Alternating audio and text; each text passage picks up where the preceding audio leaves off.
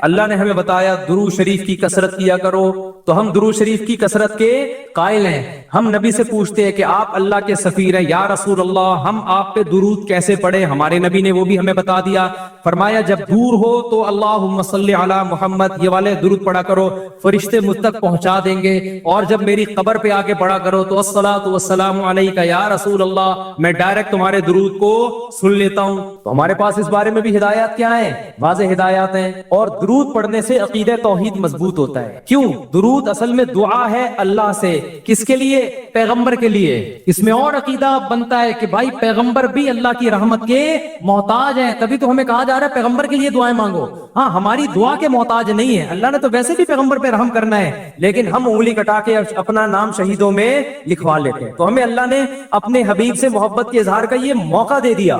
ہم جب پیغمبر سے پوچھتے ہیں یا رسول اللہ، ہر عبادت کے لیے کوئی خاص وقت ہوتا ہے جس میں اس عبادت کی فضیلت بڑھ جاتی ہے۔ روزہ عام دنوں میں رکھو 3 روزوں کا ثواب، 10 روزوں کا ثواب، رمضان میں رکھو گے تو ثواب بڑھ جائے گا۔ تو یا رسول اللہ ہم آپ پہ جب درود پڑھے تو کوئی ایسا دن ہے، کوئی ایسا ٹائم ہے جس میں درود پڑھنے سے ہمیں ثواب زیادہ ملے گا؟ آپ صلی اللہ علیہ وسلم نے فرمایا ہاں، جمعے کے دن درود پڑھنے کا ثواب حدیث کا مفہوم ہے عام دنوں سے زیادہ ہے۔ اس لیے ہمارے جتنے بھی اکابر ہیں وہ جمعے کے دن درود شریف کی کثرت کیا کرتے تھے۔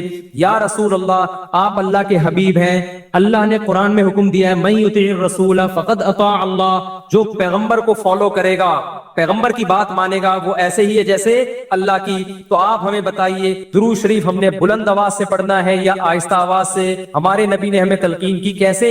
آہستہ آواز سے۔ یا رسول اللہ درود ہم نے انفرادی طور پہ پڑھنا ہے یا جتھے بنا کے پڑھنا ہے؟ آپ صلی اللہ علیہ وسلم نے فرمایا دیکھو آخر میں جنتی فرقہ ہوگا، وہ ہوگا جس پر میں اور میرے صحابہ کا عمل۔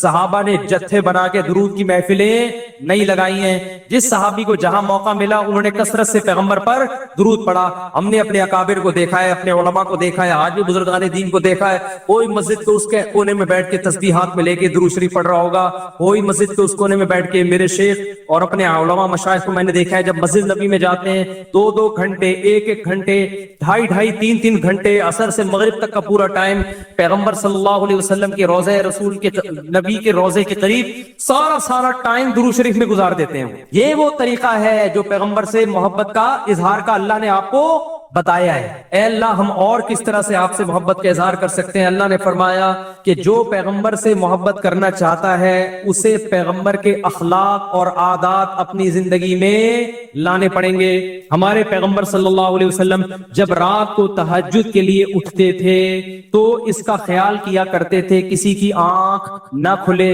جب رات کے وقت آپ گھر میں تشریف لاتے اتنا آہستہ آواز سے سلام کرتے کہ جو جاگ رہا ہے وہ جواب دے دے، جو سو رہا ہے اس کی آنکھ نہ کھلے۔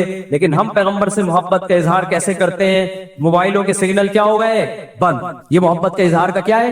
اتنے بڑے بڑے جلوس، ناچ گانے اور جو میوزک، موسیقی اور تھرکنا اور پھڑکنا اور روڈ بلاک کر دینا، سیکیورٹی کے مسائل کا کھڑا ہو جانا گورنمنٹ کے لیے، اور کس قدر لوگوں کو تکلیف اور اذیت پہنچنا، تو یہ پیغمبر صلی اللہ علیہ وسلم کی سیرت بولو نہیں ہے۔ یا رسول اللہ ہم آپ سے محبت کے اظہار کے لیے کون سا حلوہ پکا سکتے ہیں؟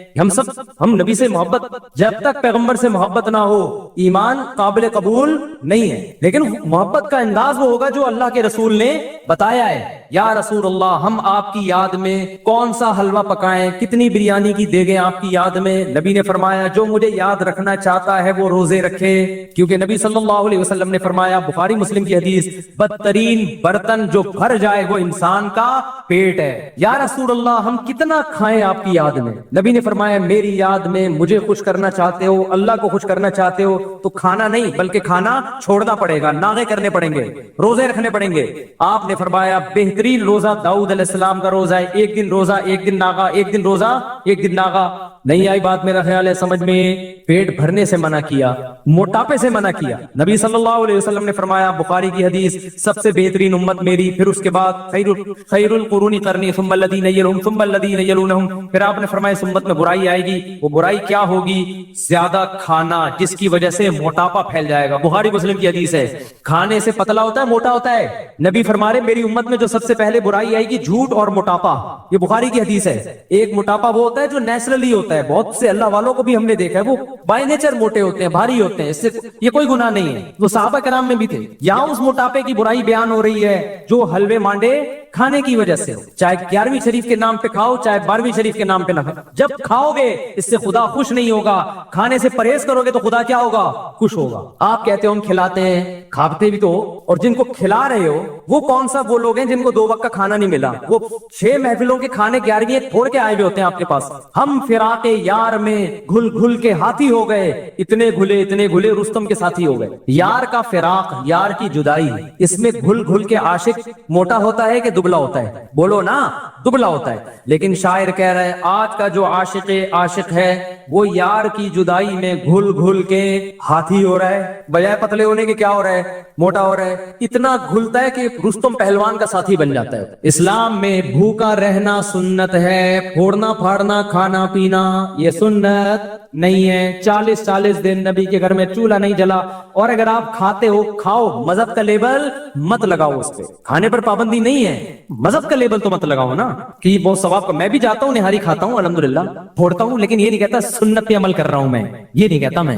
دل چاہ رہا تھا کھا لیا ہم نے, مدذل لا لیا, جو سامنے آیا کھا لیا. سنت کا لیبل سنت جب ہے جب روزہ رکھوں گا, جیسے نہیں کھاؤں گا یار آج فاقہ کرو, پھر بتاؤں گا ولاگ بناؤں گا دیکھو آج میں فاقے سے ہوں, سنت ہے. یہ پھوڑنے پھاڑنے کے بھی ولاگ ہم بناتے ہیں بس نہاری کے فضائل سنانے کے لیے, کتنی مزے کی. سنت سمجھ کے نہیں پھوڑتے آپ. آج ہماری سوسائٹی کھانے کو مذہب سمجھنا شروع کر دیا ہے. مذہب نہیں ہے کھانا, فاقے مذہب ہے, بھوکا رہنا مذہب ہے. وقت بہت ہو گیا ہے, کہنے کے لیے بھی بہت کچھ ہے, لیکن کیا کریں. میرا مقصد کسی کا مذاق اڑانا نہیں ہے. ایک آخری بات کر کے اپنے بیان کو ختم کرتا ہوں. کل کوئی میرے سامنے کلپ آیا, اس کلپ میں کسی نے یہ کہا کہ غوث اعظم چاند پہ پہنچے تھے. واللہ عالم کسی کے پاس رپورٹ آئی ہوگی. اچھا, بہت سے لوگوں نے الٹا سیدھا لکھا ہوا تھا, برا بلا کہا ہوا تھا. کیا وہ کہہ رہا تھا کہ امریکہ تو بعد میں چاند پہ گیا ہے, غوث اعظم پہلے چلے گئے تھے. اچھا, نیچے وہ سب ملے جلے کمنٹس آ رہے تھے نا. ایک نے بڑا اچھا کمنٹ کیا, اس نے کہا اگر کوئی غیر مسلم بھائی یہ کلپ دیکھ رہے ہیں تو خدا را اسلام کو برا نہ سمجھے, یہ جھوٹی خبر ہے. سمجھ رہے ہیں؟ یعنی اس بندے کو یہ خیال ہوا کہ یار یہ ہمارے آپس کے مسئلے ہیں, چاند پہ گئے تھے نہیں گئے تھے یہ رپورٹیں ہم کرتے رہیں گے, لیکن غیر مسلم جب یہ مذہبی اسکالر سے یہ بات سنے گا تو وہ کہے گا کہ یار یہ ہے اسلام. یہ اس پہ فخر کر رہے ہیں کہ انگریز ایک تو جا رہے ہیں چاند پہ, جانا تو ہم کو چاہیے تھا نا. کیا خیال, ایک تو جا نہیں رہے ہیں, اوپر سے عذر لنگ بدتر از لنگ, عذر ایسا پیش کر رہے ہیں کہ ہم تو پہلے جا چکے ہیں. تو اس نے یہ لکھا کہ غیر مسلم کو کہا کہ کوئی غیر مسلم بھائی یہ دیکھ رہے ہو تو یہ اوریجنل اسلام نہیں ہے. یہ بڑا اچھا کمنٹس دیا, مجھے اس سے بڑا سبق ملا. میں نے کہا یار ہم ربیع الاول میں محرم میں جو کچھ بھی کریں یار, آپ دل کھول کے حلوے بھی کھائیں, مانڈے بھی, اور ناچیں بھی, اور گائیں بھی, اور جو بھی کرنا ہے کرو. غیر مسلم کو بس یہ بتا دو یہ اوریجنل اسلام نہیں, تاکہ وہ بدگمان نہ ہو. جب غیر مسلم محرم میں ہمیں ماتم کرتا ہوا دیکھے گا, خون بہاتا ہوا, وہ اس اسلام کی طرف مائل ہوگا؟ بولو نا. اس میں اٹریکشن, نماز کو دیکھ کے مائل ہوتا ہے, روزے کو دیکھ کے مائل ہوتا ہے, حج کو دیکھ کے مائل ہوتا ہے. لیکن محرم میں جو ہم خون بہا رہے ہیں, اپنا ہی خون بہا رہے ہیں, اس عمل کو دیکھ کے غیر مسلم ہماری طرف مائل نہیں ہو. جو کچھ ربیع الاول میں ہم کر رہے ہیں اس عمل کو دیکھ کے غیر مسلم اسلام کی طرف مائل نہیں ہوگا. تو آپ سب کچھ کرو, لیکن ہندوؤں کو سکھوں کو بتا دو کہ یہ سچی مچی کا اسلام نہیں ہے. سچی مچی والا اسلام وہ ہے جس میں رمضان کے روزے ہیں, جس میں پیر جمعرات کا روزہ ہے. مسلمان صبح اٹھتا ہے, سحری کے وقت میں کھاتا ہے اللہ کے لیے, سارا دن بھوکا پیاسا رہتا ہے. شام کو جب افطاری پہ دسترخوان پہ بھوک پیاس کے بعد کھانا رکھا ہوتا ہے اور اس کے منہ میں جب پہلا نوالا جاتا ہے تو پھر یہ دعا پڑھتا ہے, ذهب الظما, پیاس چلی گئی, وابتلت العروق, رگیں تر ہو گئی, وثبت الاجر انشاءاللہ, اور جس خدا کے لیے ہم نے بھوک پیاس برداشت کی ہے اس خدا نے ہمارے نام اعمال میں روزے کا اجر لکھ دیا ہے. غیر مسلم اس اسلام کو دیکھ کے متاثر ہوگا جس میں آپ ماں باپ کے قدموں میں جنت تلاش کر رہے ہوگے. غیر مسلم اس اسلام کو دیکھ کے متاثر ہوگا جس میں گرل فرینڈ کا بھنگی اور چماروں والے رشتوں کا کوئی تصور نہیں ہے, جس میں عورت سے وفائے بیوی بنا کے گھر لے کر آؤ, اس کو اس کی اولاد کے کفیل بن جاؤ. یہ ہے وہ پیارا اسلام جو کس نے دیا ہے, جو اللہ نے ہمیں دیا ہے, جس کو دیکھ کر لاکھوں کروڑوں غیر مسلم مسلمان ہوئے. اور جو اسلام کا رخ آج پیش کیا جا رہا ہے دھرنے اور روڈ بلاک اور یہ سب، یہ والا اسلام کبھی بھی غیر مسلم اس کی طرف مائل نہیں ہوگا۔ تو جیسے اس نے غوث اعظم کی کوئی غیر مستند کرامت بیان کر دی نا، چاند پہ پہنچنے والی، جس کا کوئی ثبوت نہیں ہے، تو نیچے کسی نے کمنٹس کر دیے کوئی غیر مسلم بھائی، اس نے کیا الفاظ تھے، غیر مسلم بھائی کو میں یہ بتاتا چلوں یہ سچی مچی والا اسلام نہیں ہے۔ تو آپ جو کچھ بھی کریں ایک بورڈ لگا دیں بھائی یہ ہمارا اپنا اسلام ہے، یہ سچی مچی والا اسلام نہیں ہے۔ سچی مچی والے اسلام میں قبر ایک بالش سے اونچی نہیں ہوتی، سچی مچی والے اسلام میں قبریں پکی نہیں ہوتی، سچی مچی والے اسلام میں حلوے مانڈے نہیں ہوتے۔ پوری دنیا کے ڈاکٹر اس پر متفق ہیں کہ میٹھا کھانا انسان کی صحت کے لیے انتہائی نقصان دہ ہے۔ میں کینسر کے اسپیشلسٹ سے ملا ہوں، ان کا کہنا ہے کہ سگریٹ اتنی نقصان دہ نہیں ہے جتنے حلوے نقصان دہ نہیں ہے۔ میرا خیال بات سمجھ، سگریٹ سے زیادہ نقصان دہ کیا چیز ہے؟ حلوے، کیونکہ سگریٹ سے وزن نہیں بڑھتا، میٹھے سے وزن بڑھتا ہے، اور وزن بڑھنے سے بلڈ پریشر بھی ہے، شوگر بھی ہے، کینسر بھی ہے، 20 بیماریاں ہیں۔ سگریٹ سے صرف کینسر ہے، یہ ڈاکٹر کی رپورٹ پیش کر رہا ہوں، ہوائی فائرنگ نہیں ہے، اس پہ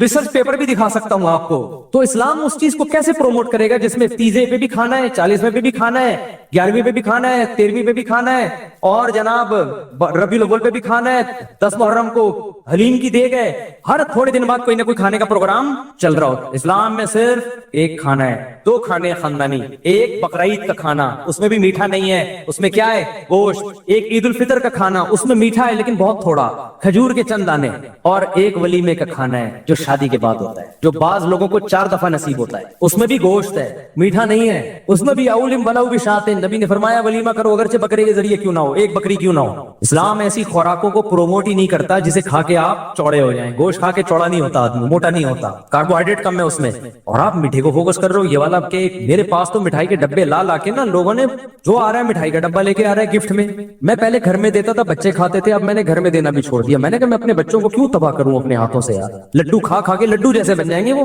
ہم نے اپنے بچوں کو فوکس کیا انڈے کھاؤ، گوشت کھاؤ، دودھ پیو، میٹھے کو میں پروموٹ نہیں کرتا گھر میں زیادہ، سمجھتے ہو؟ اور ہمارے یہاں مشہور کیا کھانے کے بعد میٹھا کھانا سنت ہے۔ اوٹ پٹانگ باتیں کر رہے ہو یار تم، کھانے کے بعد کھانا کھانا ہی کہاں سنت ہے کہ اس کے بعد میٹھا کھانا بھی سنت ہو؟ تو جو قدرتی طور پر موٹے ہوتے ہیں وہ تو بڑے بڑے بزرگان دین ہیں، وہ تو قدرت کی طرف سے، بعض صحابہ کا جسم بھی بھاری تھا، لیکن خوب سمجھ لو کھا کے جو موٹا ہو رہا ہے اللہ اس کے رسول صلی اللہ علیہ وسلم کو وہ پسند نہیں ہے۔ صحیح حدیث، آپ نے ایک شخص کو دیکھا جن کا پیٹ نکلا ہوا تھا، بھاری جسم تھا، آپ نے فرمایا لو کان ھذا فی غیر ھذا لکان خیرا، کما قال صلی اللہ علیہ وسلم، فرمایا جو خوراک تم نے کھائی ہے نا، جو پیسہ خرچ کیا ہے، کسی اور جگہ پہ خرچ کرتے تو اچھا تھا۔ تو اس لیے میرے بھائی خدا کے لیے اسلام کو بدنام بولو مت کرو، روزے رکھو، تہجد پڑھو، کم کھاؤ، بھاگو دوڑو۔ صحابہ کرام کی جو ایکٹیویٹیز تھی وہ یہی تھی، صدقہ خیرات کرو چھپ چھپ کے، دیگوں کو فوکس مت کرو، دیگ سے غریب کو فائدہ نہیں ہوتا، منہ دیگ جیسا ہو جائے گا وہ غریب بھی، اس کے پاس تو علاج کے پیسے بھی نہیں ہے، چپکے سے لے جا کے غریب کو صدقہ کر دیا کرو، ایسے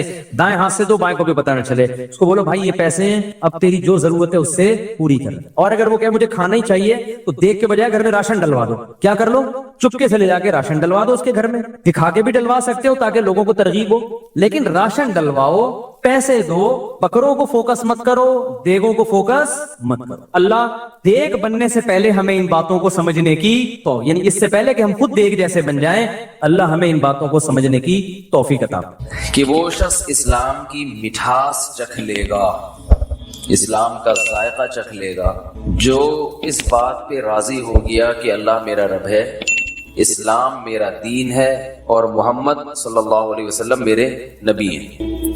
دیکھیے اس حدیث میں یہ نہیں فرمایا کہ جو ایمان لایا کہ اللہ میرا رب ہے، اسلام میرا دین ہے اور نبی میرے نبی ہیں، یہ نہیں، مر رضیہ، جو اس پہ راضی ہو۔ ایمان الگ چیز ہے، راضی ہونا الگ چیز۔ دوسرا وہ راضی ہونا کسے کہتے ہیں وہ میں بھی آگے بتاتا ہوں انشاءاللہ، لیکن اللہ میرا یہ رب ہے، اس سے پہلے حدیث میں آتا ہے کہ ذاق طعم الایمان، وہ ایمان کا ذائقہ چکھ لے گا۔ اسے پتہ چلتا ہے ایمان کا ایک ٹیسٹ بھی ہے، کیا خیال ہے بھائی، ایمان کا ایک ذائقہ بھی ہے، اور یہ ذائقہ چکھنا یہ کنایا ہوتا ہے مزے سے، ایمان کی مٹھاس محسوس، یعنی اس میں اشارہ ہے کہ وہ ذائقہ مزیدار ہے، وہ کڑوا ذائقہ بولو بھائی نہیں۔ تو اس سے پتہ چلتا ہے ایمان تو بڑے مزے کی چیز ہے بھائی، اسلام بڑے مزے کی چیز ہے۔ آپ کہہ سکتے ہیں بڑے مزے کی چیز ہوتی تو سارے کیوں نہیں کر رہے ہوتے بھائی؟ بھائی اسلام اتنے مزے کی چیز ہوتی تو ساری دنیا پھر اسلام کو فالو کرتی نا. کیا ہو گیا بھائی؟ صحیح کہہ رہا ہوں. حدیث میں آ رہے ہیں وہ ایمان کا ذائقہ چکھ لے گا, اسے مزہ آ جائے گا, اور جو یہ کام کر لے. تو اس سے صاف پتہ چلتا ہے کہ ایمان لذیذ چیز ہے, مزیدار چیز ہے, میٹھی چیز ہے, اسے چکھنے کا اپنا مزہ ہے. تو اگر اتنی مزیدار چیز ہے تو ہم دیکھتے ہیں دہلی اور سہیل نہاری پر تو بڑا رش ہوتا ہے, کیونکہ چٹپٹی نہاری ہے نا, لیمو نچوڑ کے لوگ کھا رہے ہیں. بریانی کے ہوٹلوں پہ رش ملے گا آپ کو, پائے کے ہوٹل پہ ایسا لگے گا فری بٹ رہا ہے, سینما گھروں کے باہر رش ملے گا, فجر کی نماز میں پبلک مارکیٹ سے شارٹ.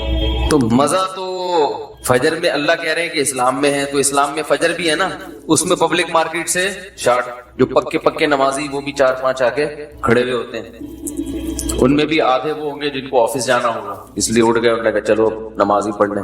خیر ہماری مسجد میں اللہ کا شکر ہے فجر میں کافی لوگ ہوتے ہیں, 2 صفیں ہوتی ہیں, 3 بھی ہوتی ہیں, لیکن جتنے محلے میں لوگ رہتے ہیں اتنی تو نہیں ہوتی نا, اس حساب سے تو بہت کم ہے. جتنے جمعے میں اتنے کیوں نہیں ہے؟ تو بھائی سوال پیدا ہوتا ہے. میں بار بار سوال کو اس لیے دماغوں میں اتارتا ہوں کہ جب سوال اچھی طرح سمجھ میں آئے تو پھر جواب کا بھی مزہ آئے. پھر سوال ہی سمجھ میں نہ آئے تو پھر جواب میں مزہ نہیں آتا. اور اکثر و بیشتر سوال سمجھانا مشکل ہوتا ہے, جواب سمجھانا آسان ہوتا ہے. تو سوال یہ پیدا ہوتا ہے کہ اسلام میں, ایمان میں اگر مٹھاس ہے تو زیادہ لوگ داڑھی والے ہونے چاہیے, داڑھی کٹانے والے مارکیٹ سے شارٹ ہونے چاہیے. کیا داڑھی جو لوگ کاٹتے ہیں ان سے پوچھو, کہتے ہیں کٹانے کا جو مزہ ہے وہ رکھنے کا نہیں ہے. جب صبح ہم پھاوڑا چلاتے ہیں, وہ جو ریزر ہے نا ہمارے حضرت اس کو پھاوڑا کہتے ہیں. جب ہم صبح اپنے چہرے پہ پھاوڑا چلاتے ہیں, شیشے میں دیکھتے ہیں, 2-4 کریموں سے مالش ہوتی ہے, ریک مال کی گھسائی ہوتی ہے, ہٹو بچوں بھائی ایسے ہینڈسم لگ رہے ہوتے ہیں جب سوٹ میں پھر دیکھتے ہیں اپنے آپ کو, اور کسی مولوی کی تصویر دیکھتے ہیں, لگ رہا ہوتا ہے پرانے زمانے کا پرانا انسان جس کے زمانے کی ٹرینیں بند ہو چکی ہیں, اس کے زمانے کے سائنسدان مر چکے ہیں, ان سائنسدان کے نظریات باطل ہو چکے ہیں. وہ ایسا پرانے زمانے کا پرانا آدمی لگ رہا ہوتا ہے. یہ بالکل ماشاءاللہ نیٹ کلین فٹ فاٹ, ایک معاشرے کے حساب سے چلنے والا انسان. تو اگر اسلام میں لذت ہوتی تو زیادہ تر لوگ داڑیاں کٹاتے یا رکھتے. اسلام میں اگر لذت ہوتی تو پردہ کرنے والی عورتیں زیادہ ہوتی, ان کو مزہ آتا, اور پردہ نہ کرنے والی عورتیں مارکیٹ میں شارٹ ہوتی. ہم دیکھ رہے پردہ کرنے والی تھوڑی سی رہ گئی ہے, نہ کرنے والی بہت زیادہ. تو اسی پہ ایک حکم آپ لے کے چلے جائیں. سچ بول کے مال بیچنے والے زیادہ ہوتے, جھوٹ بول کے بیچنے والے کم ہوتے. لیکن معاملہ کیونکہ جھوٹ میں جو مزہ ہے وہ سچ میں بالکل. ٹوپی کراؤ کسی کو, سب مزہ آتا ہے. انسان 5 روپے کی چیز 5000 میں بیچ دی بیوقوف بنا کے, اس کا اپنا ہی مزہ ہے بھائی.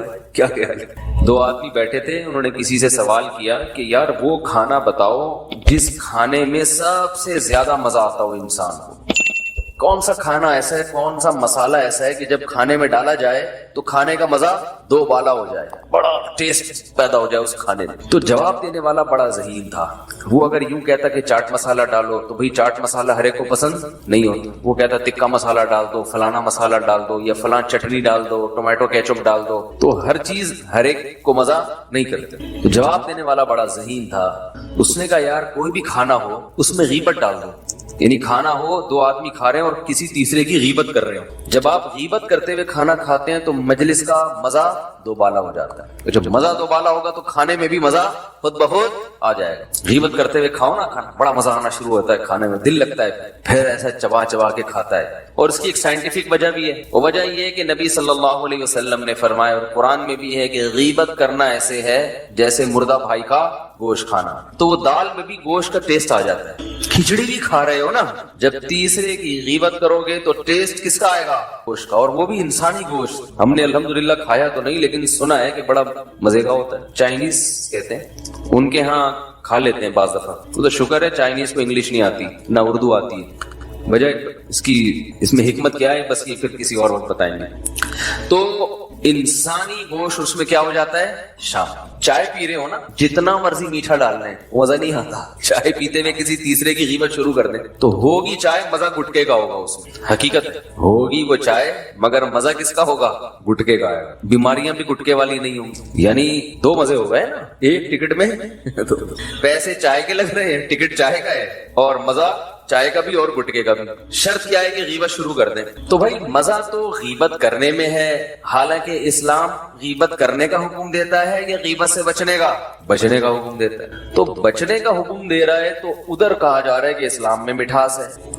تو یہ کیا مسئلہ ہے کہ کیسی مٹھاس ہے بھائی کہ نہ نماز پڑھنے کا انسان کا دل کرتا ہے, چھوڑنے میں مزہ آتا ہے. بد نظری کرنے میں مزہ ہے یا نظر جھکانے میں؟ اگر نظر جھکانے میں لذت ہوتی ہے بھائی تو ساری دنیا انٹیوں کو دیکھ دیکھ کے نظریں جھکا رہی ہو. اور یہ جتنے ایڈورٹائز ہیں جو ٹیلی ویژن میں آ رہے ہیں یہ انٹیوں کو لانے کے بجائے مولویوں کو لا رہے ہوتے. پیپسی کولا پگڑی پہن کے نا ایک مولانا صاحب پیپسی پی رہے ہوتے. لوگ بڑے انسپائر ہوتے کہ ہمیں بھی پیپسی پینی پڑے گی, کہ دیکھو اتنا اچھا لگتا ہے انسان. 4 مہینے جن کے تبلیغ میں لگے ہوتے ہیں نا, کمپنیاں ان کو ہائر کرتی. یار آپ کے چہرے پہ بڑا نور ہے, آپ ذرا ایک بائک پہ بیٹھ کے اپنی تصویر کھنچوائیں 1 to 5 مارکیٹ میں چلے گی. ایسا کیا وہ دیکھے گا ہی نہیں کوئی اس کو؟ ایسا ہی ہے نا. کیا مولانا صاحب بیٹھے ہوئے یار, کیا دم کروانا ہے ہم نے؟ کیا 1 to 5 والوں نے کوئی روحانی علاج کا کوئی ادارہ کھول دیا ہے؟ تو اس میں لڑکیوں کو بٹھایا جاتا ہے کیونکہ لوگوں کو مٹھاس کس میں محسوس ہوتی ہے؟ عورت کو دیکھنے. تو وہ انٹی کے بہانے بائک بھی دیکھ لیتے ہیں. شیمپو کی بوتل پہ جو تصویر ہوتی ہے اس پہ پہلے نظر پڑتی ہے, شیمپو پہ بولو بھائی بعد. تو جتنے سائن بورڈ لگے ہیں یہ فحش تصاویر لگانے کا مقصد ہوتا ہے کہ ویسے کون سائن بورڈ کو دیکھے گا؟ پورے ملک میں سائن بورڈ ہیں, تو پہلے کسی اور کو دیکھے, اس بہانے اس مولٹی فوم کو بھی دیکھ لے, اس بہانے اس شیمپو کی بوتل کو بھی دیکھ لے, اس بائک کو بھی دیکھ لے, کار کو بھی دیکھ لے. تو اللہ تعالیٰ نے اسلام میں مٹھاس رکھی, مگر سوال یہ پیدا ہوتا ہے وہ مٹھاس ہمیں گناہوں میں محسوس ہوتی ہے, اسلام میں محسوس نہیں ہوتی. اس کی وجہ نبی صلی اللہ علیہ وسلم نے بیان کی. وجہ نبی صلی اللہ علیہ وسلم نے جو بیان کی وہ یہ بیان کی کہ من رضی باللہ ربا, یہ مٹھاس ہر ایک کو محسوس نہیں ہوگی. داڑھی کا مزہ, نماز کا مزہ, نظر جھکانے کا مزہ, ایمانداری کا مزہ, تقوی والی زندگی کا مزہ, یہ مزہ ہر ایک کو محسوس نہیں ہوگا. یہ اس کو محسوس ہوگا جس کی زبان کا ذائقہ ٹھیک ہو. جو دیکھو جو کلر بلائنڈ ہوتا ہے نا, اسے کالا بھی, اسے جو ہے وہ لال بھی سفید نظر آتا ہے یا کالا نظر آتا ہے. تو وجہ اس کی یہ نہیں ہے کہ وہ لال رنگ کالا ہو گیا یا سفید ہو گیا, وجہ اس کی یہ ہے کہ اس کی آنکھیں کیا ہو گئی ہیں؟ خراب ہو گئی. تو آپ صلی اللہ علیہ وسلم نے فرمایا من رضی باللہ ربا, ہم لوگ اللہ اس کے رسول پر ایمان لائے ہیں, دل سے راضی نہیں ہوئے. راضی ہونے میں اور ایمان میں کیا فرق ہے؟ دیکھو یہ فرق ہے کہ آپ کسی کی خدمت کرتے ہیں اس لیے کہ اس کی آپ کو تنخواہ ملتی ہے. خدمت تو آپ کریں گے لیکن اس خدمت میں آپ اس پہ خوش نہیں ہوں گے. جہاں آپ کو یہ خطرہ ہوا کہ تنخواہ نہیں ملے گی, آپ کام چھوڑ کے بولو بھائی بھاگ جائیں گے. آپ کو ایک گڑھا کھودنے کے لیے کام پہ لگایا ایک مزدور کو اور کہا کہ بھائی ایک دن کی میں 1000 روپے دہاڑی دوں گا. آپ نے گڑھا کھودا اور آپ کو یہ اندازہ ہو گیا کہ یہ دہاڑی پی جائے گا, یہ مجھے 1 روپیہ بھی نہیں دے گا. آپ کرو گے کام آگے؟ بالکل نہیں کرو گے, چھوڑ کے بھاگ جاؤ. آپ اس لیے کر رہے تھے کہ اس کا آپ کو معاوضہ ملنے والا تھا. اور ایک مزدور وہ ہے, ایک خدمت گزار وہ ہے جو آپ کو خوش کرنے کے لیے کام کر رہا ہے, اس کو آپ سے محبت ہے. وہ تلاش کر رہا تھا کہ کسی دن آپ کی خدمت کا موقع ملے, موقع مل نہیں رہا تھا کیونکہ وہ آپ سے محبت کرتا ہے. لوگ کہتے ہیں نا بھائی کبھی ہمیں بھی تو کسی کام کا کہہ دیا کرو, ہم کیا غیر ہیں؟ یہ کہنے والا ملازم نہیں ہوتا, کوئی کمپنی کا امپلائی نہیں ہوتا کہ وہ مینیجر سے کہہ رہا ہوں سر ہمیں بھی کبھی کوئی کام کہہ دیا کرو. وہ کہتے ہیں سر چھٹی چاہیے, آپ کبھی چھٹی نہیں دیتے. یہی کہے گا نا وہ, سر کبھی ہمیں بھی چھٹی دے دیا کریں, سر اس سے بھی تو کچھ کام لے لیا کریں, ہم ہی سے سارا کام لیتے ہیں. یار دیکھو مختلف اداروں میں یہی شکایتیں ہوتی ہے, یار کام سارا میں کرتا ہوں, پیڑے وہ کھا رہا ہے. یہی ہوتا ہے نا بھائی, کام سارا کون کرتا ہے؟ میں کرتا. بہویں کیا کہتی ہیں؟ 5-6 بہویں گھر میں اگر اتفاق سے ہوں تو ویسے وہ اسرائیل ہے. پھر اس کا مطلب ہے وہ ملک کیا ہے؟ وہ اسرائیل ہے. جنگ ہو رہی ہے, وہ متنازع ہے, وہ کبھی بھی مسئلہ حل, جس گھر میں اتنی ساری بہویں اور ساس اکٹھی ہوں تو وہ مسئلہ کشمیر کی طرح کبھی بھی حل نہیں ہوگی. اور اقوام متحدہ بھی اس مسئلے میں دلچسپی نہیں لے. حقیقت بتا رہا ہوں, وہ فلسطین کا مسئلہ ہے اور وہ کشمیر کا مسئلہ ہے. اس میں یونائٹڈ نیشن بھی پیچھے ہٹے گی, بھائی یہ بہت خطرناک مسئلہ ہے, اس میں ہمیں ذرا بھی دلچسپی اس سے ہم ٹوٹ بھی سکتے ہیں. تو اب وہاں کیا ہوتا ہے کہ اکثر پھڈے بہوئیں میں آپس میں ہو رہے ہوتے ہیں, کام سارا میں کرتی, تعریفیں اس کی ہوتی ہیں بھائی ہم تو خدمت کر کر کے تھک گئے, لیکن آج تک ساس کے منہ سے دو بول ہماری تعریف میں نہیں نکلے. تو وجہ کیا ہے کہ یہاں خدمت کا معاوضہ چاہیے. یہ محبت میں نہیں ہو رہی خدمت, کہ بہو کو ساس سے چونکہ بے پناہ عشق اور محبت ہے, وہ اس پہ راضی ہے کہ یہ میری ساس بن گئی. میں تو عرصے سے کوشش میں تھی کہ یہ میری ساس بنے. اس کی کوشش میں تو ہوتی ہے کہ ان کا بیٹا میرا میاں بنے, لیکن اس کی اماں میری ساس بنے, اس کی کوشش نہیں ہوتی. سمجھ میں آ رہی ہے بات؟ یعنی خواتین کی کوشش یہ تو ہوتی ہے یہ میرا میاں بن جائے تو کتنا اچھا ہو, لیکن اس کی بہنیں میری نند بنے, نندی کہتے ہیں نا شوہر کی بہن کو, اور اس کی اماں میری ساس بنے, یہ کسی عورت کی خواہش نہیں ہوتی. لیکن اتفاق سے کوئی ایسی خاتون پیدا ہو گئی جو اس کوشش میں تھی کہ یہ عورت اتنی اچھی ہے, کاش یہ میری ساس بن جائے, اس کا بیٹا میرا میاں بنے نہ بنے, اصل چیز کیا ہے کہ یہ میری ساس بن جائے. اتنی محبت. فرض کرو, فرض کرنے میں کوئی گورنمنٹ کی طرف سے پابندی تو نہیں ہے نا, اس پہ کوئی ٹیکس تھوڑی لگتا ہے, خوش تو ہو سکتا ہے نا انسان. لوگ کہتے ہیں ایسی عجیب سی مثالیں دے رہے ہیں جو مارکیٹ میں ہے ہی نہیں, تو اس لیے دے رہا ہوں کہ چلو یار حقیقت میں نہیں ہے, فرض کر کے خوش ہو جاؤ. کیا خیال ہے؟ مثالیں تو اور بھی ہیں میرے پاس.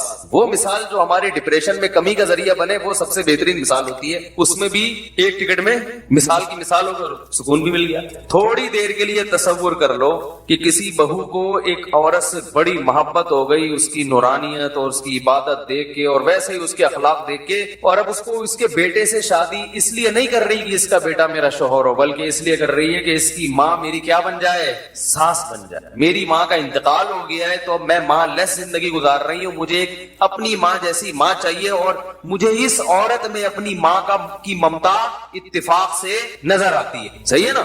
اب اس کو جب اس نے ساس بنایا تو کوشش میں تھی کسی طرح مجھے اس کی خدمت کا موقع ملے. تو اس ساس کو ہم کہیں گے کہ یہ اپنی ساس پہ راضی ہے, یعنی اس پہ راضی ہے کہ یہ میری ساس بنے, اس پہ خوش ہے. یہ سمجھ رہے ہیں, اس پہ یہ خوش ہے, مطمئن ہے. اسی کے حصول کے لیے تو اس نے نکاح کیا اس کے بیٹے سے. اب چونکہ ہوتا ایسا نہیں ہے, ساس بہو کے جھگڑے کیوں ہوتے ہیں؟ عورت کو ساس گریوی میں ملی ہوتی ہے, شادی اس نے کی تھی اس کے بیٹے سے کہ یہ والا میاں ملے گا گریوی میں. بھائی جب وہ بھی تو کسی کا بیٹا ہے نا, وہ کوئی عیدی سینٹر میں تھوڑی دریافت ہوا تھا. وہ ہے بھائی یہ سب چیزیں تو شادی سے پہلے سوچنی چاہیے تھی نا.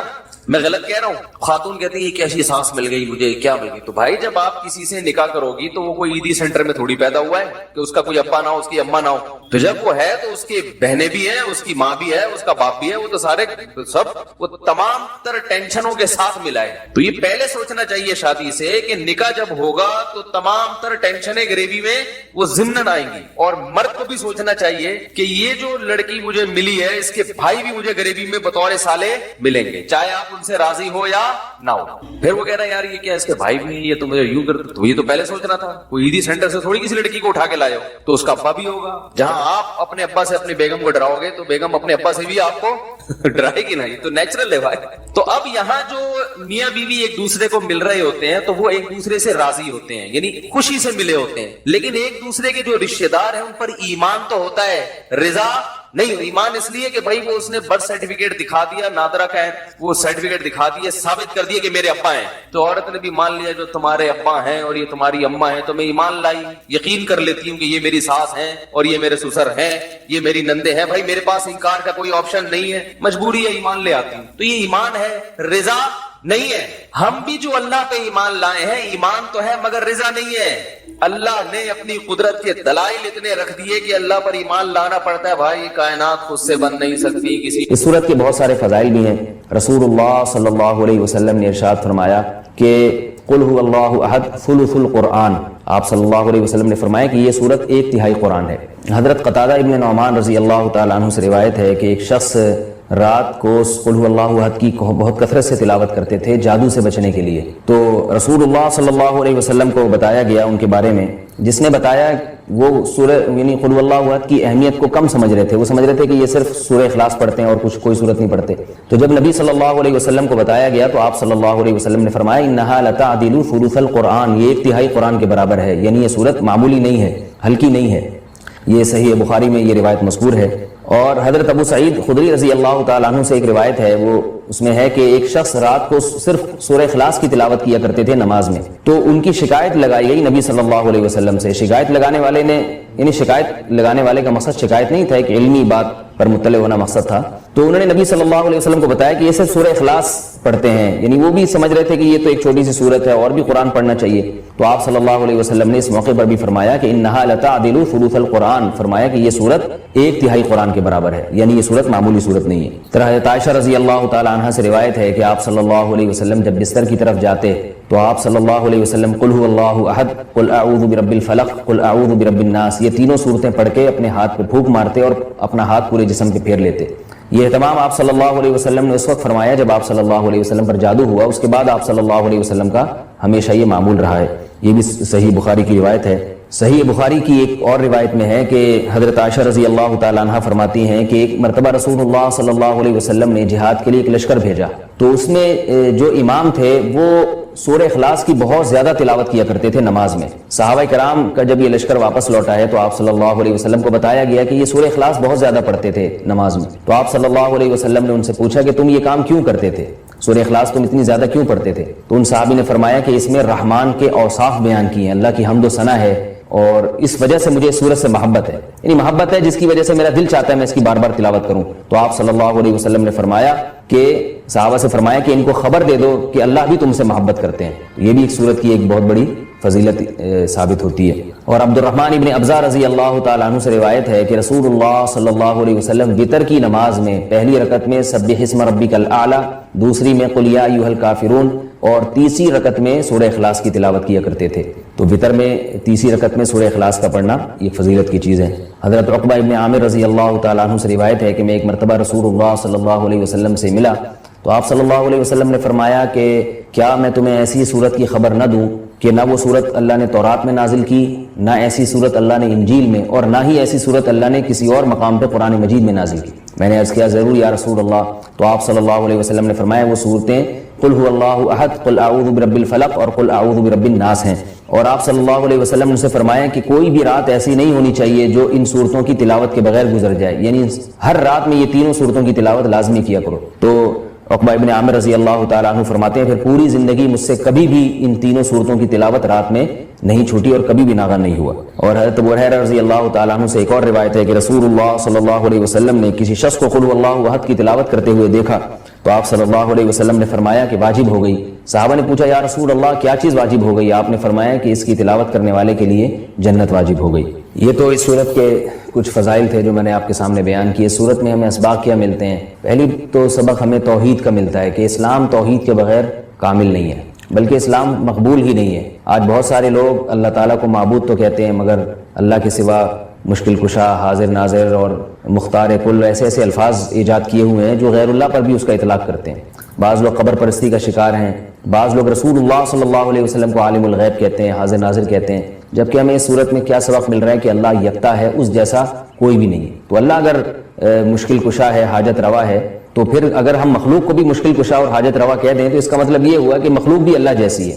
اس لیے کہ جو معبود ہے اس کی دو بنیادی صفات ہیں، علم اور قدرت. معبود میں دو چیزوں کا ہونا ضروری ہے، یعنی آپ جس کی عبادت کرتے ہیں اس میں دو صفات کا اعلیٰ وجہ الکمال ہونا ضروری ہے. ایک یہ کہ اس کی قدرت کامل ہو، وہ جو چاہے کر سکتا ہو، اور اسے اس کا علم کامل ہو. جیسے کہ قرآن مجید میں آتا ہے اللہ الذی خلق سبع سماوات ومن الارض مثلہن یتنزل الامر بینہن لتعلموا ان اللہ علی کل شیء قدیر وان اللہ قد احاط بکل شیء علما. اس آیت کا حاصل کیا ہے کہ اللہ نے اس پوری کائنات کو اس لیے بنایا تاکہ اللہ کے بارے میں دو چیزوں کا لوگوں کو یقین آ جائے. ایک یہ کہ لتعلموا ان اللہ علی کل شیء قدیر، کہ اللہ ہر چیز پر قادر ہے، وان اللہ قد احاط بکل شیء علما، اور اللہ کے علم سے کوئی بھی چیز خارج نہیں ہے. یعنی مختار کل بھی اللہ ہے اور عالم الغیب بھی اللہ ہے. تو اگر آپ اللہ کے علاوہ کسی اور کو بھی ان صفات میں اللہ کے ساتھ شریک کر دیں، چاہے وہ ذاتی کہہ کے کریں یا عطائی کہہ کے کریں، کسی بھی طرح سے کر دیں.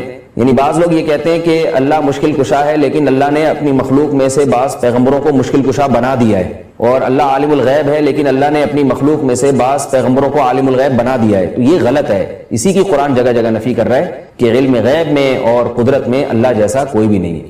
اس لیے اس صورت سے ہمیں یہ سبق ملتا ہے. دوسرا ہمیں سبق ملتا ہے کہ لم یلد ولم یولد، کہ اللہ کے بارے میں یہ عقیدہ رکھنا کہ اس نے جنا ہے، جیسے کہ عیسائی کہتے ہیں حضرت عیسیٰ علیہ السلام اللہ کے معاذ اللہ بیٹے ہیں. تو اللہ نے کسی کو نہ تو بیٹا بنایا اور نہ اللہ نے جنا. بعض عیسائی کہتے ہیں کہ اللہ نے حضرت عیسیٰ کو جنا ہے معاذ اللہ، لیکن عیسائیوں میں جو جمہور ہیں وہ یہ کہتے ہیں کہ اللہ نے جنا تو نہیں ہے لیکن اللہ نے ان کو اپنا بیٹا بنا لیا، یعنی بیٹے جیسے ہیں. تو یہ بات بھی غلط ہے.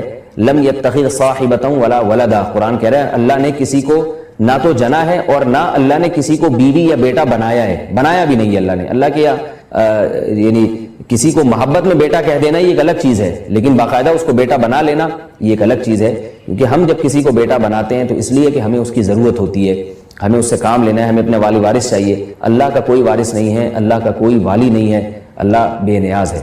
یہ اس صورت کا بنیادی اسباق تھے۔ اللہ فرماتے ہیں کہ جو لوگ ڈپریشن کا شکار ہو جاتے ہیں، جلد بازی میں فیصلے جلد بازی میں کرتے ہیں، ان میں تدبر نہیں ہے، غور و فکر نہیں ہے، تو لیکن کچھ علامتیں اپنے اندر پیدا کر لو تو تمہارے اندر سے جلد بازی، جس جلد بازی کے نتیجے میں ڈپریشن ہوتی ہے، خودکشی کے خیالات آتے ہیں، یعنی زندگی سکون کی گزرے گی تمہاری، اس کے لیے چند کام کرنے پڑیں گے۔ نمبر 1، نماز کی مکمل پابندی۔ آپ یقین کر لو جتنا ڈپریشن سے نماز بچاتی ہے نا، کوئی چیز نہیں بچاتی۔ اسٹریس اور ڈپریشن کی 20 گولیاں ایک طرف، جس کا نماز میں دل لگ گیا نا بس اس کی زندگی مزے کی بن جاتی ہے۔ اور نماز میں دل نہ لگ رہا ہو نا، کئی رکعتیں پڑھو ہمت کر کے، اصول بنا لو، جس کام میں دل نہیں لگتا نا وہ کام کرنا شروع کر دو، دل لگے گا، اور پھر ڈبل لگنا شروع ہو جاتا ہے۔ میں بہت سی مثالیں دیتا ہوں نا، دوڑا نہیں جاتا چلنا شروع کرو، چلا نہیں جاتا ہلکا ہلکا چلو، اپنے نفس پہ بوجھ ڈالو۔ دیکھو یہ ٹینشن سے بچنا ایسی چیز ہے، جو ٹینشن سے دور بھاگتا ہے نا ٹینشن اس کے پیچھے آتی ہے، اور جو ٹینشنیں پالتا ہے وہ ہمیشہ ٹینشن فری زندگی گزارتا ہے۔ وہ ٹینشن ہے جو جائز ٹینشن ہے، جو صحت کے لیے مفید ٹینشن ہے، ان کی بات کر رہا ہوں میں۔ تو جو لوگ آپ نے دیکھا ہوگا محنتی ہوتے ہیں، سارا دن کام کاج میں مشغول رہتے ہیں، وہ خوش ہوتے ہیں، ہے یا نہیں؟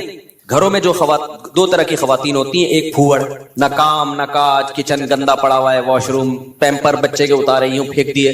آپ دیکھنا ان خواتین کی طبیعت میں چڑچڑاپن بہت ہوتا ہے، جھنجھلانا، ذرا سے کوئی نصیحت کرو آگے سے جھنجھلا کے جواب نہیں، ہر وقت ایسا لگتا ہے وہ توے پہ بیٹھی ہوئی ہے، خود بھی ٹینشن اور دوسرے کو بھی ٹینشن۔ لیکن آپ نے دیکھا گھروں میں جو خواتین بہت محنتی ہوتی ہیں، بچوں کی کیئر، شوہر کی مرضی کا خیال، گھر کو صاف ستھرا رکھنا ہر وقت، وہ خوش ہوتی ہیں۔ مردوں میں بھی ایسا ہی ہے، جتنے لڑکے آپ کے پوستی ہیں گھر کے اندر پڑے ہوئے کچھ نہیں کر رہے، ایسا لگے گا جیسے وہ توے پہ بیٹھے ہوئے ہیں۔ باپ کوئی نصیحت کرتا ہے ایک دم کیا ہو جاتے ہیں، وہ ہائپر ہو جاتے ہیں۔ آپ لوگوں نے خود بھی نوٹ کی ہے نا یہ بات۔ وجہ کیا ہے کہ جو آدمی کام کاج کی ٹینشن نہیں لیتا نا تو اللہ اس کو اسٹریس میں ڈال دیتے ہیں۔ جو محنت کے کام نہیں کرتا اسٹریس میں ڈال دیتے ہیں، اس کو ہر وقت ٹینشن ہے، چڑچڑاپن پیدا ہوتا ہے۔ اور جو محنتی ہوتے ہیں صبح اٹھے ٹھک ٹھک ٹھک اپنے کام نمٹائے۔ میں اپنا بتا دوں، جس دن میں کوئی ٹاسک پوری کرتا ہوں کہ مجھے خیال ہوتا ہے آج میں نے یہ کام نمٹانا ہے تو وہ نمٹا دیتا ہوں، خدا کی قسم ایسا سکون ملتا ہے نا کہ بیان نہیں کیا جا سکتا۔ آپ بھی کر کے دیکھ لو، آپ ایک اسکیجول بناؤ کہ آج دن میں نے یہ سارے کام کرنے اور مغرب تک میں ان کاموں سے فارغ ہو جاؤں گا۔ دیکھو آپ کام کرنے کے بعد جب فراغت ہوگی آپ کو ایسا سکون ملے گا کہ آپ کو سکون کے لیے کسی ٹیبلٹ کی ضرورت نہیں رہے گی۔ تو آج کل ڈپریشن اور اسٹریس کی جو بیماریاں پھیل رہی ہیں اس کی ایک بہت بڑی وجہ بیکاری۔ بس ہر آدمی چاہتا ہے میں لائف کو انجوائے کروں، یوں کر کے بیٹھا رہوں، انجوائے کروں، پھر ٹک ٹاک دیکھتا رہے گا اور گھماتا رہے گا، دیکھ یہ والا دیکھ لیا، یہ والا دیکھ لیا، ہوتے ہوتے لاشعوری طور پر وہ آپ کے دماغ کو اندر سے ڈیمیج کر رہا ہے، آپ کو پتہ بھی نہیں ہوتا۔ اس میں سیاسی خبریں آ رہی ہیں، کوئی دوسرے کو گالی، وہ اس کو گالی، وہ فلانا ایسا، وہ ڈمکانا ایسا، کارٹون بنا کے سیاسی لیڈروں کے مذاق۔ آپ کو پتہ نہیں ہوتا کہ یہ چیز آہستہ آہستہ آپ کے دماغ کو کیا کر رہی ہے، ہلکا ہلکا ڈیمیج۔ تو نماز انسان کے نا کا شیڈول بنا دیتی ہے۔ ہم نے جتنے بڑے لوگوں کو دیکھا ہے وہ کیا کر رہے ہوتے ہیں، وہ اپنے ٹائمنگ کیسے فکس کرتے ہیں۔ کافر کیسے کرتا ہے، 8 بجے یہ کرنا ہے، 9 بجے یہ، 10 بجے یہ، شام 4 بجے یہ۔ نمازی کیا کرتا ہے، فجر کے بعد کی یہ روٹین، فجر سے پہلے کی یہ روٹین، ظہر کے بعد کی بولو نا یار یہ روٹین، عصر کے بعد کی یہ روٹین، عصر سے پہلے کی یہ روٹین، مغرب کے بعد کی۔ اور یہ جو نمازوں کے ٹائم ہے نا، کمال کی بات پتہ ہے کیا ہے، یہ نیچرل ہے، گھڑی نیچرل نہیں ہے۔ نہیں آئی بات، سورج جب نکلتا اور غروب ہوتا ہے نا تو فطری طور پر انسان کی باڈی کے اندر تبدیلیاں آ رہی ہوتی ہیں، فطری طور پر۔ اسلام چونکہ دین فطرت ہے نا تو اس نے اوقات بھی کیسے رکھے ہیں، نیچر کے حساب سے رکھے ہیں۔ تو نمازوں کے حساب سے اپنے آپ کو فٹ کرو گے زیادہ سکون رہے گا، کیونکہ دن کی روشنی میں انسان کا مزاج الگ طریقے سے کام کر رہا ہوتا ہے، رات کے اندھیرے میں الگ طریقے سے ہوتا ہے۔ تو اللہ نے کیا فرمایا کہ الا المصلین الذین هم علی صلاتهم دائمون، یہ لوگ نمازوں میں پابندی کرتے ہیں۔ تو آج سے عزم کرو کسی قیمت پہ بھی نماز انشاءاللہ ضائع نہیں کریں گے۔ اور سب سے زیادہ سکون اللہ نے فجر کی نماز میں رکھا ہے۔ تھوڑی سی ٹینشن ہے بھائی اٹھا لو، لیکن پڑھ کے جب سلام پھیرو گے نا آپ کو لگے گا یار آج تو ہٹو بچو ہو گیا۔ ہمارے ایک دوست تھے، نمازی تھے لیکن اڑاتے بھی بہت تھے نماز، ہے نا۔ اب وہ بہت پرانی بات ہے, 15-20 سال پرانی بات, بالکل ینگ تھے تو نائٹ فال بھی ہو جاتا ہے جوان آدمی کو. ایک دن کیا ہوا, میں نے ان کو بولا بھائی آپ کو سفر میں حضر میں کہیں بھی یہ ہونا, آپ نے غسل کر کے نماز پڑھنی ہے. وہ جاب کرتے تھے کسی کمپنی میں, انہوں نے کہا یار ادھر کہاں میں رات کو سوؤں اور نائٹ فال ہو جائے, کون غسل کرے گا, کیا ہے بھائی بڑی ٹینشن ہے یار. میں نے کہا یہ عزم کر لو کچھ بھی ہو آپ نے غسل کر کے نماز بولو پڑھنا, کچھ بھی ہو جائے. پانی کا انتظام کیسے کرنا یہ آپ کا ہیڈک ہے, کرنا ہے. تو اللہ انہیں جزائے خیر دے, انہوں نے ہماری وصیت پر عمل کیا. ایک دن پھر انہوں نے بتایا کہ سردیاں تھیں, غسل فرض ہو گیا, صبح پریشان ہوں کہاں سے پانی لے کر آیا, کہیں جنگل منگل میں ہو گیا, کوئی پروجیکٹ ہوتا ہے نا, پانی لایا اور پھر کس طریقے سے میں نے بڑی ٹینشن میں سردی میں غسل کیا. کہتے ہیں خدا کی قسم اس کے بعد جو نماز پڑھی ہے, ان کے الفاظ ہیں, اتنا لطف اور اتنا مزہ آیا کہ اب میں آگے کہہ رہا ہوں ہٹو بچوں ہو گیا. یہ ہٹو بچوں ان کے نہیں تھے, یہ میرے الفاظ. اتنا مزہ آیا. تو انسان ٹینشن اٹھا کے جو کام کرتا ہے لطف اور مزہ بولو اسی میں ہے. چھٹی والے دن جب مزہ آتا ہے جب ورکنگ ڈیز کے بعد چھٹی آئے. روزانہ ہی اگر چھٹیاں ہوں تو مزہ آئے گا. ابے دیکھو سنڈے کو لوگوں کی چھٹی ہوتی ہے, ہم لوگ مدرسے میں تو جمعے کو ہوتی ہے. سنڈے کی چھٹی کا مزہ جب ہے جب منڈے کی چھٹی نہ ہو, اور ٹیوزڈے کی بھی نہ ہو, وینسڈے کی بھی نہ ہو, تھرسڈے کی بھی نہ ہو, فرائیڈے کی بھی نہ ہو, تب جا کے سنڈے کی چھٹی کا مزہ آتا ہے. لیکن اگر ہر دن سنڈے ہے تو پھر کوئی بھی دن سنڈے نہیں ہے. نہیں آئی نا, یہی تو مسئلہ ہے. تو کچھ کرنے کے بعد جب چھٹی ہوتی ہے تو مزہ ہوتا ہے. چھٹی چل رہی ہے پاگل ہو جائے گا آدمی. ہمیں یاد ہے پورے سال میں نا مدرسے میں ہماری 2 مہینے کی چھٹیاں ہوتی تھی, اب بھی 2 مہینے کی ہوتی ہیں. لیکن طالب علمی کے دور میں تو بہت ٹف لائف تھی ہماری, پورا ہفتہ مدرسے میں رہنا پڑتا تھا ہمیں. ہم لوگ جمعرات کو عصر کی نماز کے بعد نکلتے تھے, چھٹی ہوتی تھی جمعرات کو. عصر کے بعد 1.5 سے 2 گھنٹے میں گھر پہنچے, رات ہو گئی, 1 ہفتے بعد پہنچے, اور اگلے دن عصر ہم نے مدرسے میں پڑھنی ہوتی تھی. تو چند گھنٹے کی چھٹی. یہ روٹین جب پورے سال ہوگی تو جب 2 مہینے کی چھٹیاں آنے والی ہوں گی تو خوشی سے کیا عالم ہوگا, کیا عالم ہوگا نا خوشی سے.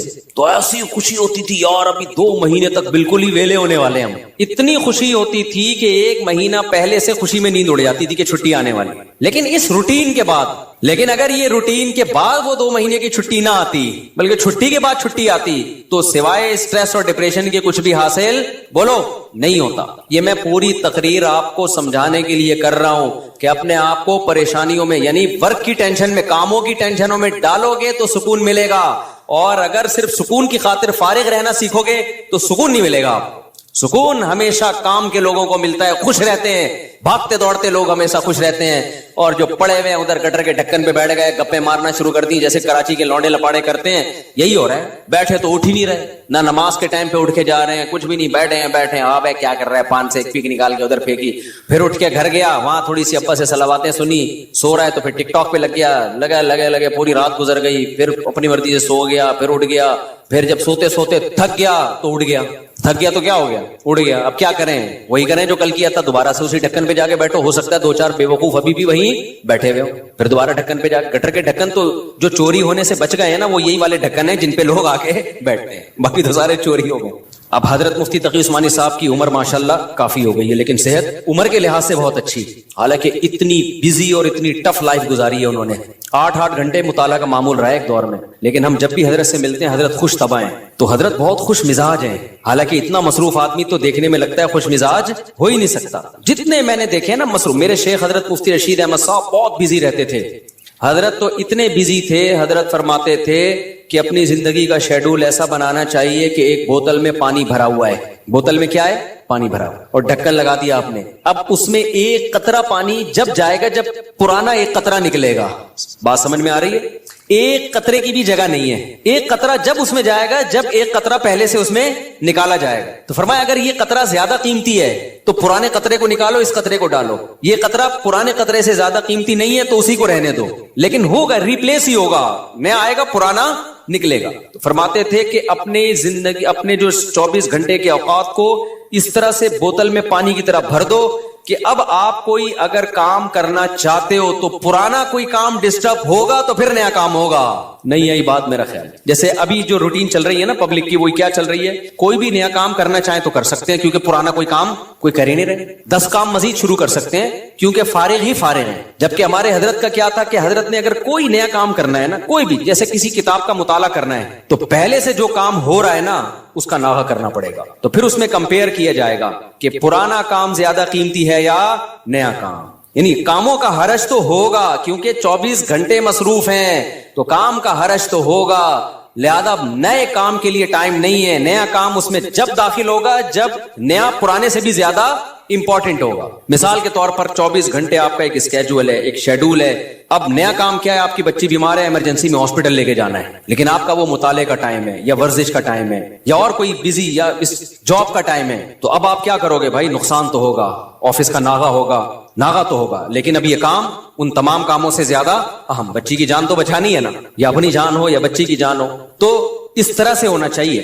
آپ کہہ سکتے ہیں لو بھائی یہ تو زندگی کا مزہ ہی کرکرا ہو جائے گا, 24 گھنٹے اپنے آپ کو ایسا بزی بنا کے رکھو, یہ تو انسان نہیں, یہ تو گدھا ہو گیا نا.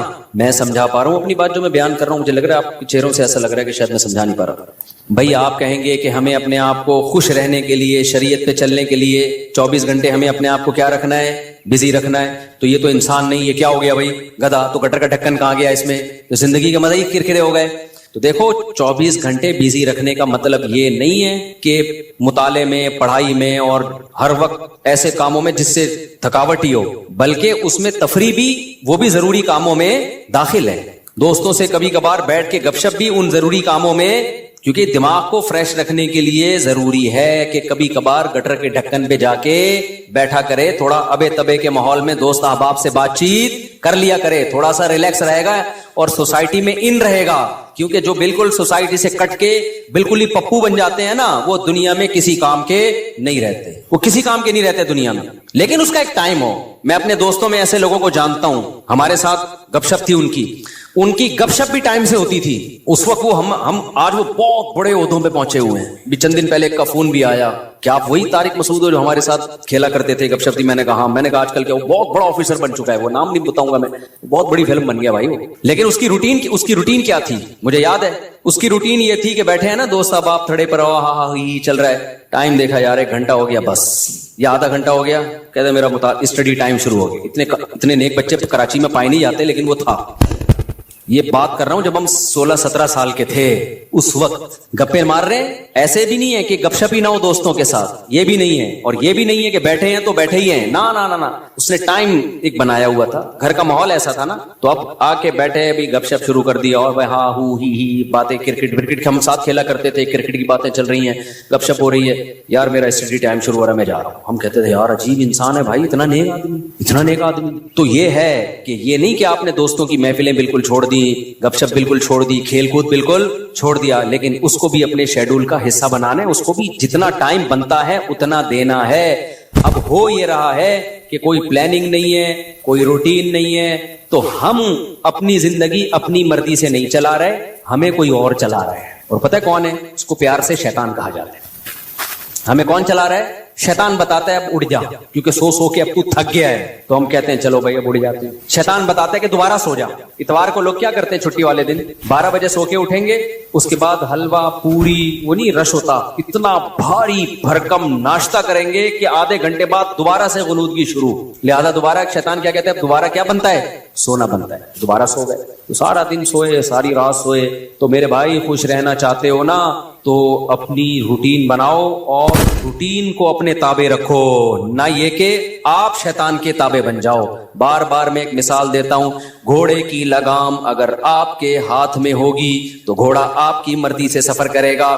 ابھی ہو یہ رہا ہے کہ ہم نے اپنی لگام گھوڑے کے ہاتھ میں پکڑا دی ہے, گھوڑا ہمیں بتاتا ہے کہ تو نے کدھر جانا ہے.